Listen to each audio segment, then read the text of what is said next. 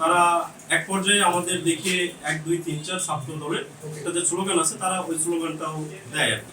আমরা কখনোই সহিংসতা চাইনি, আমরা কখনোই সহিংসতা করার জন্য প্রস্তুত ছিলাম না।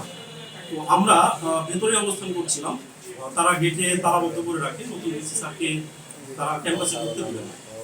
তো এই পর্যায়ে স্যারের কাছে নিউজ যায় যে কেউ আমাদের নতুন ডিসি স্যার ওনাকে হয়তো অবগত করে যে এখানে কিছু ছেলেপেলে আন্দোলন করছে।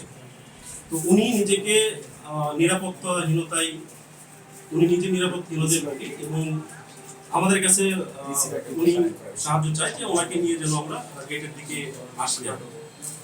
তো সেই মুহূর্তে আমরা যারা আছি ছাত্র দলের নেতাকর্মী তারা আমরা গেট থেকে বাইরে যাই। শিক্ষার্থী সহ সাধারণ শিক্ষার্থী ছিল আমাদের সাথে, শুধু ছাত্র দলের নেতাকর্মী না। আমরা স্যারকে মিস্টার মোড় থেকে রিসিভ মিস্টার মোড় থেকে রিসিভ করার পরে আমরা ডুয়েট গেটের দিকে অগ্রসর করি এবং ডুয়েট গেটে এসে আমরা তাদেরকে করার জন্য অনুরোধ করি যে তোমরা তালা খুলে দাও, ডিসি স্যার ভিতরে আসুন। ডিসি স্যারকে যেহেতু রাষ্ট্র সিদ্ধান্ত দিয়ে নিয়োগ দিয়ে পাঠিয়েছে, স্যারকে ভিতরে ঢুকতে দাও। তো তারা কোনোভাবে তালা করতে রাজি হয় না, তারা ভিতর থেকে উন্নত দেখায়। তো এক পর্যায়ে দুপক্ষের মাঝেই গেট ধাক্কাধাক্কি শুরু হয়, এক পর্যায়ে গেট খুলে যায়।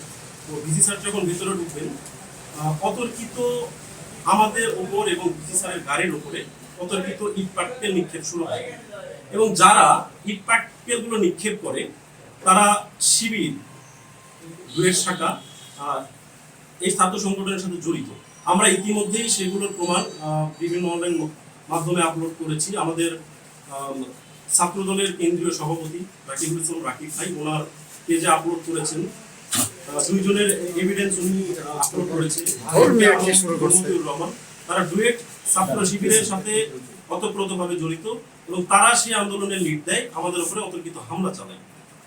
তো এক পর্যায়ে ভিসি স্যারের গাড়ির পিছনে দিকে যাই। আমরা যেহেতু কোনো সহিংসতা করার জন্য ক্যাম্পাসের গেটে আসি নাই, আমরা ভিসি স্যারকে ভিতরে নিয়ে যাওয়ার জন্য ওয়েলকাম করানোর জন্য আমরা আসছিলাম। আমাদের কোনো প্রস্তুতি ছিল না, বাধ্য হয়ে ইট পাটকেল নিক্ষেপ যখন তারা শুরু করে আমরা পিছাতে বাধ্য হই এবং এক পর্যায়ে আমাদের বেশ কিছু নেতাকর্মী আহত হয়।